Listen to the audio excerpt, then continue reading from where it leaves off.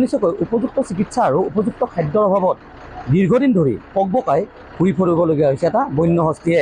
আমি পূৰ্বতেও সেই বন্য হস্তীটোৰ বাতৰি পৰিৱেশন কৰিছিলোঁ নিউজ 18 অসম নৰ্থ ইষ্টৰ যোগেদি দৰ্শকসকলক দেখুৱাই গৈছিলোঁ, বিভাগীয় কৰ্তৃপক্ষক দেখুৱাই গৈছিলোঁ যে আমচাং অভয়াৰণ্যৰ দাঁতিকাষৰীয়া যি পাঞ্জাবাৰী অঞ্চল আছে, হাটগাঁও অঞ্চল আছে, পাঠ্যকৰী অঞ্চল আছে, বুন্দাৰ বীৰকুচি অঞ্চল আছে, সেই বীৰকুচি অঞ্চলত দীৰ্ঘদিন ধৰি প্ৰায় 11 মাহৰো অধিক কাল ধৰি এটা বন্য হস্তীয়ে তেওঁ পিছফালৰ বাওঁফালৰ ঠেঙত আঘাত পাইছিল আৰু আঘাত পাই দীৰ্ঘদিন ধৰি চিকিৎসাৰ অভাৱ বুলি ক'ব লাগিব। যদিও বন বিভাগে চিকিৎসা আগবঢ়াইছে কিন্তু পৰ্যাপ্ত পৰিমাণৰ চিকিৎসা আগনবঢ়োৱাৰ বাবে আজি প্ৰায় এবছৰৰ সময়, প্ৰায় 11 মাহৰ অধিক সময় এনেদৰে বিভিন্ন অঞ্চলত পকবকাই থাকিবলগীয়া হৈছে। পোনপ্ৰথমে মই নিউজ 18 অসম নৰ্থ ইষ্টৰ দৰ্শকসকলক সেই দৃশ্য ল'বলগীয়া দৃশ্যটো দেখুৱাইছোঁ আমি। এইটো হৈছে এটা বন্য হস্তি যি নেকি আমচাং অভয়াৰণ্যৰ ভিতৰত বন্য হস্তি জাকৰ মাজত হয়তো কিবা তেওঁলোকৰ মাজত কাজিয়া হৈছিল আৰু কাজিয়াৰ পিছত পিছৰ বলৰ ঠেংখনত তেওঁ আঘাত পাইছিল আৰু আঘাত পাই কিনে তেওঁ ভালদৰে চলা ফুৰা কৰিব নোৱাৰা হৈছে আৰু তাৰ কাৰণে তেওঁ বনাঞ্চলেৰে এতিয়া জনাঞ্চলত মুক্তভাৱে বিচৰণ কৰিছে। প্ৰায় 11 মাহৰো অধিক সময় এনেদৰে হাতীটোৱে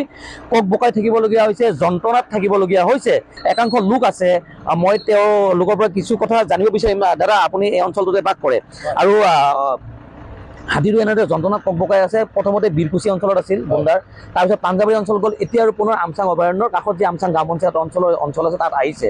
কি ক'ব হাতীটো? নহয়, মই শুনিছোঁ তাৰমানে যিটো ফৰেষ্ট বিভাগত মই যোগাযোগ কৰিছিলোঁ, এইটো একচুৱেলি যোৱা অক্টোবৰত 2024 এই ঘটনাটো হৈছিলে।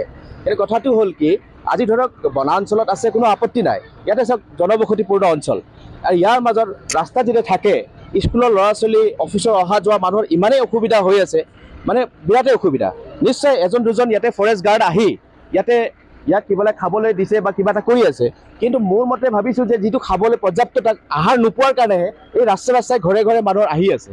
গতিকে বৃহৎ এটা জনাঞ্চল, এইটো ৰাস্তাতে বহুত মানুহ অহা যোৱা কৰে, বিভিন্ন সময়ত স্কুল কাছাৰীলৈকে অহা যোৱা কৰে, হাটগাঁও সেনা শিবিৰ আছে, যিকোনো মুহূৰ্তত দুৰ্ঘটনা সংঘটিত হয়তো হ'ব পাৰে। নিশ্চয় আজি চাওক সৰু সৰু ল'ৰা ছোৱালীবিলাক যায় বা স্কুটি দি পাৰ হৈ গৈ আছে, মাজে মাজে খুন্দিয়াব চেষ্টা কৰে। যদি কিবা এটা ৰিস্ক এনেকুৱা হৈ যায় তেতিয়াহ'লে ইয়াৰ ৰিস্কটো দায়িত্ব কোনে ল'ব কওক? গতিকে বেয়া কিবা ঘটনা হোৱাৰ আগতে ইয়াক যদি আমি ভালদৰে সংস্থাপন কৰিব পাৰোঁ, সেইটোহে আমি ভাবিব লাগে।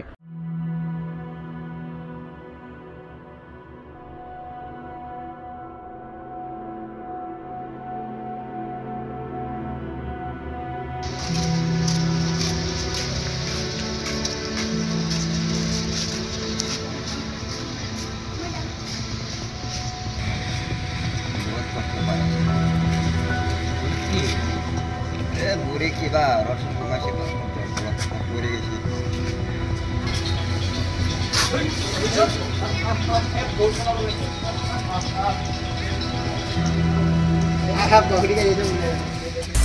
আপুনি বিচৰা বাতৰি পাব কেৱল নিউজ 18 এপত।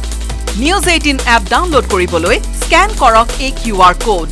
গুগল প্লে ষ্টৰতো পাব এই নিউজ 18 এপ।